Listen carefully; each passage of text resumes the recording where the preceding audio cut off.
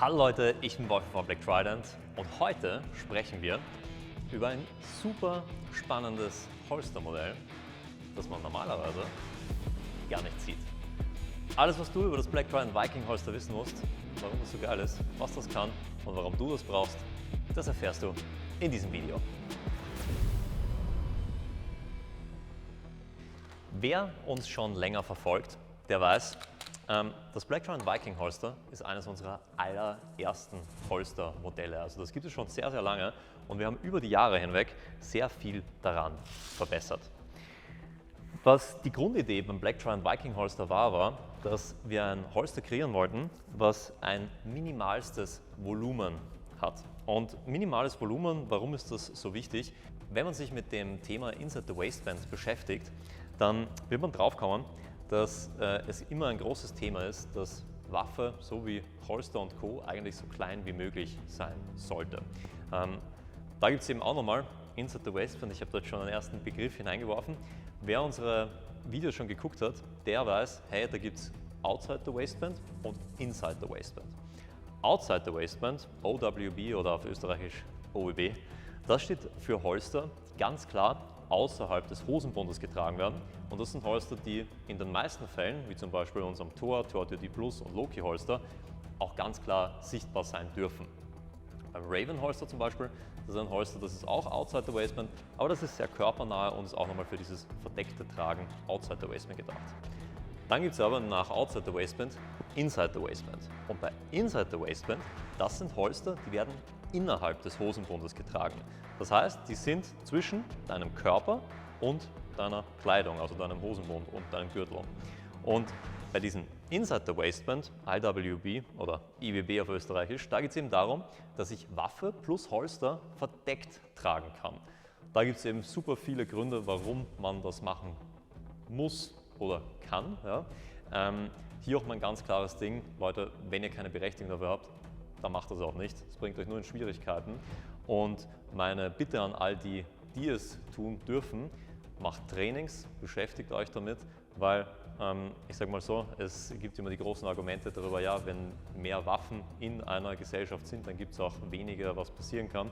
Aber da ist auch gerade super wichtig, ich würde mich super sicher fühlen, wenn mehr Leute Trainings machen und da wirklich kompetent mit diesen Waffen und ihrer Ausrüstung umgehen können, wenn es zu so einer Situation kommt.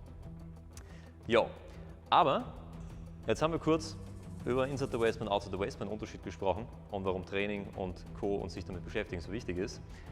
Kommen wir jetzt zum Viking Holster an sich noch. Beim Viking Holster, da ist es eben so, ich habe es vorher schon erwähnt, es ist auf minimalstes Volumen optimiert. Und ich habe jetzt hier die Waffe. Wenn ich jetzt die Waffe hineingebe, dann siehst du schon ganz klar, hey, es ist ganz klar schon mal mit Rotpunktoptiken kompatibel. Man hat hier für Schalldämpfervisiere und alles. Es ist genauso wie alle unsere anderen Holster auch auf maximale Kompatibilität mit Anbauteilen ausgelegt. Weil das ist bei uns immer das Wichtige. Wenn du Holster kaufst und du googelst das, dann wirst du irgendwann denken, hey, passt das für meine Waffe, passt das für meine Anbauteile? Und genau dieses Problem, das haben wir schon für euch gelöst, weil ich sage immer zu Kunden, hey, das ist das letzte Holster, was du dir kaufen wirst, weil wir haben an alles schon gedacht. Und beim Viking Holster ist es eben auch so, dass wir hier verschiedenste Montagemöglichkeiten haben. Weil hier oben in dem Bereich, hier ist ein Bohrungssystem, wo ich Montagen einsetzen kann, wie zum Beispiel hier, das ist von Discrete Carry Concepts, hier ein Clip, der Monoblock-Clip. Und bei dem ist es so, den kann ich auf der einen Seite in der Höhe versetzen. Das heißt, dass ich meine Waffe zum Beispiel mit dem Griffstück, wenn ich das möchte, höher rausbringen kann hier dann sogar schon mal besser greifen. Könnte ein Feature bei dir sein. Da ist es immer super wichtig, wir haben alle unterschiedliche Körpertypen. Es kommt auch mega viel auf die Kleidung an, die du trägst. Hier mein Tipp, macht Trainings und beschäftigt euch. Es gibt genügend Blogs und Co., die über genau diese Themen schreiben, wie wichtig ist die Kleidung auch für Inside the Waistband Carry. Hier habe ich eben auf der einen Seite die Möglichkeit, in der Höhe zu versetzen und was ich auch machen kann, ist, ich kann das Holster auch im Winkel tragen. Das kann zum Beispiel auch so eine Kombination sein, wo ich die Waffe, sozusagen die Waffenlinie mit meiner Körpermitte sehr gut in Einklang bringen kann und so den Print, das nennt man dann immer so, wenn du gehst und du siehst irgendjemanden, der beim T-Shirt hier so das raussteht, weil er seine Full-Size-Waffe mit Extended Magazine rausstehen hat, das siehst du halt sofort. Und das möchte man immer vermeiden. Es soll ja unauffällig bleiben. Das ist sozusagen dieser obere Montagepunkt. Dann gibt es hier unten noch, hier gibt es weitere Montagepunkte. Hier kann ich zum Beispiel auch, ich habe jetzt hier ein paar Montagen mitgebracht, wie zum Beispiel hier einen Ulti-Clip einsetzen. Da kann ich auch die Höhe verstellen und gerade bei den Montagen, das ist auch noch ein super wichtiges Thema.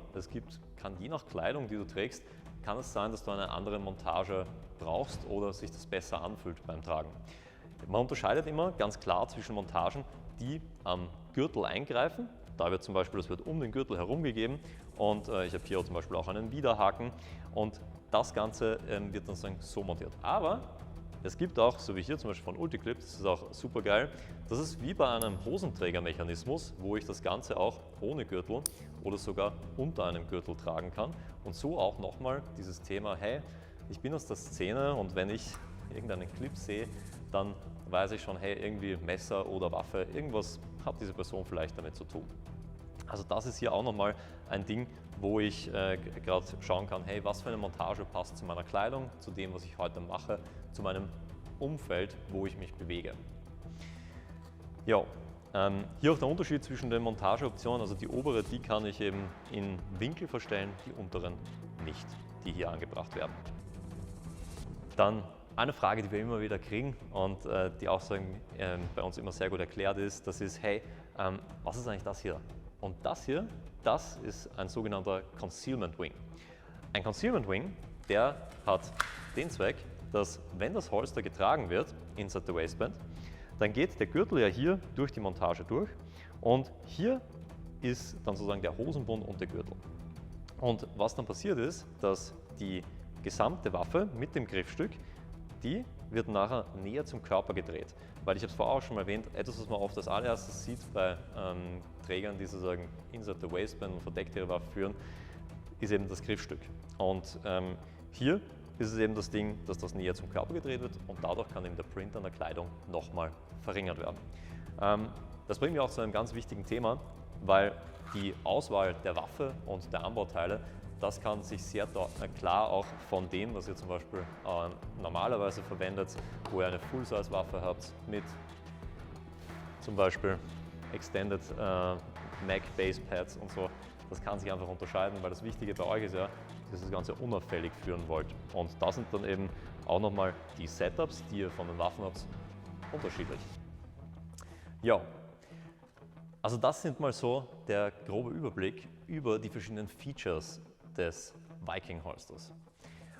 Wenn ihr Fragen habt zu welche Waffen gibt es dafür alle, welche Laserlichtmodule und Co., schaut auf jeden Fall auf unserer Website vorbei unter www.blacktrident.com. Dort findet ihr alle diese Infos.